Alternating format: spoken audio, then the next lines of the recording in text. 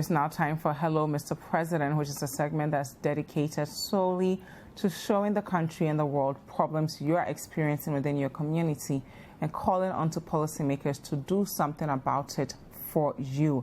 If you have not yet sent us your videos, you can just take out your phone and record an up to 1 minute video. We want to see exactly what you're going through so that a nation is able to see what you're experiencing and your policymakers can answer to it. Send that to us via the email hellomrpresident@gmail.com. And of course, the WhatsApp line is 0550-585832. The email again is hellomrpresidenttv@gmail.com. We will now take a look at the first video we received. A resident of Demia. This is our road. And the road is passing here from what? Here to Walewale. And Walewale is a town, big town around there. It consists of so many 3 villages. And this road is not for only this community, but it's from what? Walewale. And our main problem is from the road. It's the road which calls us this way. And even our local government, Ajia Alima Mahama, that's his village. That's his hometown, Walewale. And the road is still this way. We thought that she will get a solution from it. Up now, we are not getting any solution. It started almost 3 weeks now. People are not passing. They always come to get people to assist them to pass. So we are appealing to the government to come and fix the road for us. If not, that we are suffering. Our local minister, Ajia Alima, we are appealing to her. She should come and fix the road for us. So there again, we still have to deal with issues concerning roads, even though ironically, this is supposed to be the year of roads. Now, for those of us who live in cities like Accra, this might not be a big deal because you go through a very smooth road to get to where you need to be. But imagine if your children have to travel on this road every morning and the car gets stuck. That's hours that they're supposed to be spending in class, being globally competitive, that's being wasted right now because their roads are bad. Imagine if your wife or your sister or your daughter has to get to work on time and the car breaks down on this road. How long can her bosses deal with the excuses that I live on a bad road? Eventually, she will lose her job. We cannot talk about human development when the place certain Ghanaians live literally inhibit them from achieving their greatest potential. We need to get this country to a point where no matter who you are, no matter where you are still able to self-actualize and not be struggling daily because of the nature of your roads. Thankfully, we have the MCE for the area on the line with us, Honorable Somo. He's going to help us understand exactly how long this community has been dealing with this problem, what the government has attempted to do about it, and when they will finally get some solutions. Good morning, Honorable. Good morning. How are you? I'm good. Thank you so much for being with us this morning. Thank you so much, Joe. Now, can you tell us a bit about this municipality in the northeast region, Walewale, and the nature of the roads? Yes, thank you very much for the opportunity. Indeed, West Mamposi is one of the 6 districts in the northeast region. And then the district capital is Walewale. The community in question is one of the communities within the West Mamposi Municipal Assembly. Indeed, that particular road of Guinea was part of the road concept by the government in the year of roads. But it happens that that road also serves as a water pass, a main water source. So the road that the people commute on is the same road that when there's rain, the water also passes through to the main gutter. And you can remember just about 2 months ago, West Mamposi was flooded. And the communities that were flooded, that particular community was part of it. So when we can realize that instead of constructing the road, we look at it, a way of diverting it. So that when we divert it, it will not be part of the main water path. So that we can get a very good road for them. Otherwise, you construct it 10 times, it will still come back. And that is why we are still looking at it. We want, when the rain subsides, that we are getting to the dry season. And inshallah, if the government continues from 2021, that will be one of our priority roads to be constructed. That particular road also leads to Walewale. And the Walewale, I heard on the video that is where our Minister for Local Government is from, which is true. And she has done a lot, especially with regards to that road. She herself even initiated a lot of plans to see how best we can construct it to go. But that road also goes back to lead to Wulugu, which is that it's going to be a very long road because it will be no less than 10 kilometers. So when we are going to work on it, we are trying to work on it and work on it very well so that it will not give us problems in the long run. That is why we are still working. The engineers came and now they look at it. The vice president even came and now they look at it. So we are now trying to see how best we can work on it, divert it from the water source, so that we can have a very good road for them to commit on. Okay, Honorable Somo, how long have the people of this community had to deal with this specific problem? Yes, the community, is one of the smallest communities. It's one of the smallest settlements because the houses there are not even up to 10. We are looking at even relocating the entire community because it's a flat food zone. And then when we come to assess the problems, we always look at how best the people can be better off. Instead of trying to help them and then rather make them worse off. So we are even thinking of how to relocate them so that they can also go out of the annual surrounding every year that when there's an opening of the Babri Dam or severe rain, it affects them. There's a community in there, and the road has been there for so many years now. It was during the NDP regime, during President before that it was reshaped and then gravelled a bit. Otherwise, since then, it has not gotten any facelift until this time that we captured as part of our main road that we're supposed to be constructed. But Honorable Somo, my question again is, for how many years have the people of this community had to deal with this problem? And for the past almost 4 years that this administration has been in power, what progress have you specifically observed that you can say that at least we are making progress to solving some of these issues that are hindering them from their daily activities? Okay. Hey, thank you very much. As I indicated earlier, the road is a long one that passes through so many communities up to Wulugu area. And then we have started some work from Wulugu coming towards Manga. And that has to link to Walewale before it gets to Dunia. And it's a long stretch. So what we are doing now is that we are trying to look at that particular stretch of Dunia going towards Walewale. If we can divert it. If we don't divert it, we will still have problems even when we construct it. Because when they were constructing the main road, they left a gutter that was not completely covered. And then every time there rains, the rain passes through that place, and then because the gutter is not well constructed, it always affects them. So the community themselves told me that we should rather first of all work on the main gutter before we work on the road.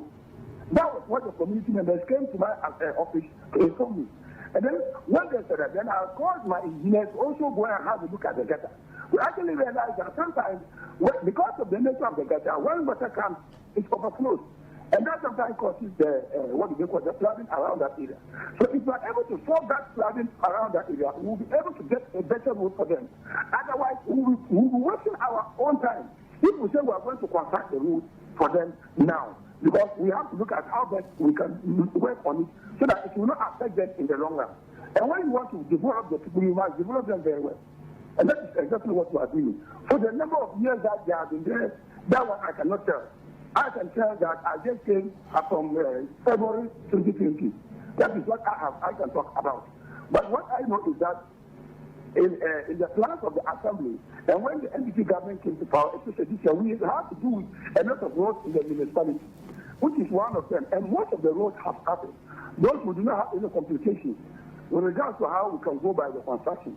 A lot of roads are going on within the municipality. That particular one needs more technical work, and that has to do with a lot of resources. And that is exactly what we are working towards. Okay, so sometime last year we were informed that this year was going to be the year of roads. Here in Accra, we've seen a lot of progress as far as that is concerned. There are certain areas where you don't even need to do anything, but they've constructed the walkway. People are comfortably moving about. From January to now, we are in October. Yeah. What progress would you say that has been done? I understand that you say there are some technical issues that must be cleared, but does it take this long to dot your I's and cross your T's and get these people befitting roads that they deserve? Yes, as I indicated, if you look at the year of roads, West Mapusi have gotten its fair share of the roads, because major roads within the municipality have been considered, and contractors are on site working. If you look at one of the major roads that we used to complain about is Walewale Wungu Road, which the government have given to a contractor. Over 41 projects have been constructed. You see, if you look at the way Accra roads are, they are different from northern roads. Northern roads, most of them, sometimes you have to do a lot of coverage before you can, even if it is about 5 kilometers. You may be constructing over 20 or 30 coverage before you get to that. So you look at the Nasia General Road, which was also a difficult area. It has been given to a contractor. It has gone far. You look at Nasia Minima Road, a contractor has also been given. You look at the Gargu Shewaya Road and then Pargu Bani Road. That has also been given. The Walewale Town Road has also been given. So if you look at the number of roads that we are benefiting from the year of roads, it's too much. But we still ask for more. And that particular road was also supposed to be part of them.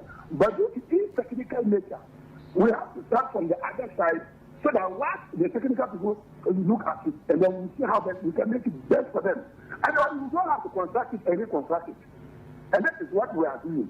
Otherwise, everybody in the community or in the municipality can testify to the number of roads, and there's nobody who will tell you that in his elected area he has not benefited from these roads. Even where they are talking about, there's another major road that passes through the community. Which that one has been done because it does not have any it doesn't have to do any complexity. But those that we have problems is where we have complex issues to deal with. Okay, Honorable Somo, lastly, your people are watching. Let's try and humanize this problem a little bit, because technicalities are one thing, but for those who have to depend on this road every single day, what do you have to tell them about solving this problem for them? I've been telling them, and I'll continue to tell them, that this extra patience. They have a listening government, a government that listens to the people. We are on course, and we are ready to make sure that we make the road more trouble for them. It is our plan that at least the entire municipality should be motorable. And if you look at it as we speak, over 60% of our roads have been worked on. And so, if by the grace of God, the NPP government, under the leadership of Nana Adam Akufo-Addo and the Vice President Dr. Mahmoud Bawumia, continues. And I'm telling you that this particular thing will also be a thing of the past. We have done a lot with that road construction in the unprecedented in the history of West Mapusi, because this road has been there and it has not been worked on. NDC government came 19 years, they couldn't work on it. They came back 8 years, they couldn't work on it. We have come back and we have started the process. So it means that where there's life, there is hope, and they should have hope that indeed, so far as we continue to live and exist, and the party continues to be in power with the government, we are going to work the Do you have a date in mind? And that particular community is one of my strongholds that I will not allow them to go anywhere. So definitely we are going to work on it. Okay, Honorable, do you have a date in mind where they will begin to see some activities on the road? For now, I told you it's technical. The engineers have come to have a look at it. They haven't come out with a report. I'll follow up to see when what the outcome of their what do they call it, work have been, and then how best we can all push. This all is right. the road that we all want to work on. The local government minister has interest in it. The vice president has interest in it.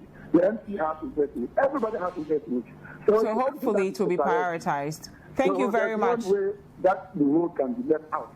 We are all going to look at it and work on it. Thank you very much, Honorable Somo, for being with us. Now, if you happen to be in that area and you have some issues with some of the things he raised, let us know. The hashtag is Breakfast Daily and the WhatsApp line is 0550-585832. If there are specific issues that he brought up or some works that he said they are working on that you have not personally observed in that area, let us know. We will call him back and throw those questions to him. Again, if you're experiencing any problems in your community, no matter where you are in this country, we want the entire nation to see what you experience every single day. Just take out your phone and record an up to 1 minute video. Send that video to us via the email hello mrpresidenttv@gmail.com, and you can also text us what you're experiencing. The WhatsApp line is 0550-585832, and every Wednesday at 9:30 we will show that problem and call onto those policymakers and ask them why they have not done right by you. Let's take a look at the next video we received. Hello, Mr. President. I'm called Fishini Zakaria from Yendi in the northern region. There are some problems facing Yendi as a whole, and I deem it necessary to highlight them so that you can come to our aid. First of all, I'll talk about Yendi Hospital. When you go there, getting a folder is a very tough and difficult problem for us.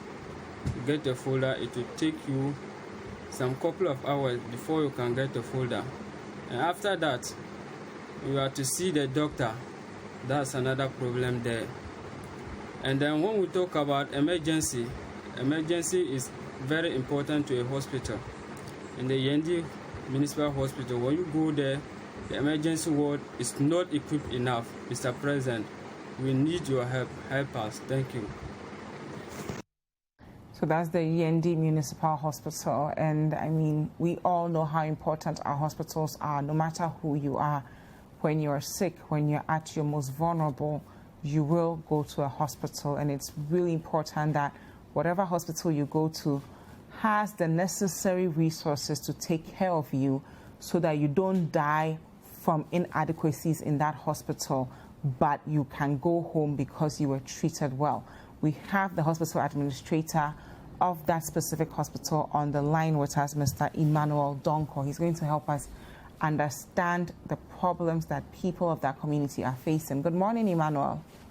Yeah, good morning, yeah. Thank you so much for being with us. Can you please tell us the problems that the people of your community are dealing with as far as this hospital is concerned? Oh, just like any other hospital, I think that we have issues with human resources. We don't have the exact numbers of staff mix that as the hospital that we require. So that's the problem. Yes. Yes, but do you have a specific issue with resources? Because as a member of your community sent us a video about lack of adequate resources. We are looking at the hospital right now on our screens, and it does not look like what a well-resourced hospital should look like. If you talk about resources, obviously we need more than enough resources. There's no facility in the country that can boast of having enough resources. There's always a shortfall, no matter what level of resources that you have. So yes, we will need some more resources. Why not? How challenging is it for some of your doctors and health officials to tend to patients, considering some of the constraints you have? Oh, like I mentioned earlier, issues of personnel. Mm-hmm. Very, very, very, very serious. Because a hospital like Yendi Hospital, we would need a minimum of, I think, 12 doctors. So as we speak, we have just 2 doctors. You understand that? Mm-hmm. And then we have PAs, about 7 PAs. So we have challenges with human resources. There's no doubt about that. A place like this, we will need about a minimum of 40 midwives. We have just about 18, 19 midwives. So obviously we'll have some challenges. There's no doubt about that. So how many people are in this community? Because if you say 2 doctors, we need to understand the number of people these 2 doctors have to tend to. That is a challenge, like I was saying. Well, you imagine the entire community and then adjoining communities to the district. They come to Yendi Hospital, which is a referral center in the whole. We apologize for that technical challenge. We'll try and get Emmanuel back on the line. Emmanuel, are you there? I'm there, please. Perfect. Please continue. I'm saying that Yendi Municipal Hospital is a referral hospital for all the facilities in the Eastern Corridor. And even again in the communities in the OT region. So the pressure is there, but the river resources is a problem.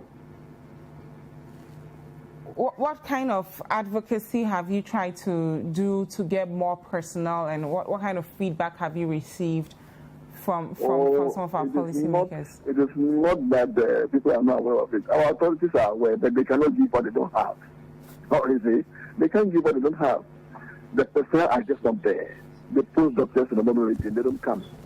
So if they don't come, where can they get the numbers to supply or to post? So it's a big challenge. If national can ensure that staff distribution is equitable, very equitable, from national cascading down to the district or the entire periphery, then we'll all be on the same page. Yes. To help your health officials. Hello? Yes, are you there? Yes. I'm listening, please. Yes. What more do you think that we could do as a nation to assist some of the health officials you have? Because personnel is one thing, them even having the right resources to tend to patients. And I'm sure sometimes you yourself, you feel bad seeing the way some of the patients are being treated because of constraints on resources. The nation is listening to you. What would you like us to do to make life a bit better, not just for the patients, but the health officials in your hospital? Thank you. I think that if we can help get some doctors, nurses, and other professionals to be posted to that hospital, this is admitted as a referral hospital for entire Eastern Corridor. I think that it will be good for all of us. Okay. Thank you very much for being with us. And there you have it. Human rights is a right to life is something that we are all entitled to. But unfortunately, if you find yourself in certain parts of this country and you're not feeling well, the nature of the hospital can determine if you die or not. Not because of the health problem you're facing, but because of the challenges that the hospital has. Very limited resources. Doctor to patient ratio is nothing to write home about. We have certain communities that have one doctor to 5,000, 6,000 patients. How exactly are two doctors supposed to take care of an entire community in a hospital that's a referral center? It's time that we did better by the people of this community. And next week we'll get the policymakers and ask them what they've been doing to solve this problem. Because every life is important and every life is precious, we must guard the lives of Ghanaians, irrespective of where they are. Now, if you have any issues in your community and you have not yet sent us the videos, this is an opportunity for you to do so. Just take out your phone and record an up to 1 minute video. Send that video to us via the email hellomrpresidenttv@gmail.com. And our WhatsApp line is 0550-585832. If you don't have a camera on your phone, you can text us your problems. Send a text message to us via the email hellomrpresident@gmail.com. And the WhatsApp line is 0550-585832. It is an election year. Our policymakers will be coming to us to vote for them. We have to make sure that they solve some of these problems for us, so that life will be a little bit better for all of us in this country. Hi there. We hope you enjoyed the show. Make sure to subscribe, like, comment, and share with your friends. This is Breakfast Daily on City TV. Join the Breakfast Daily team Monday through Fridays from 7:30 a.m. to 10. Join us for breakfast daily, only on City TV.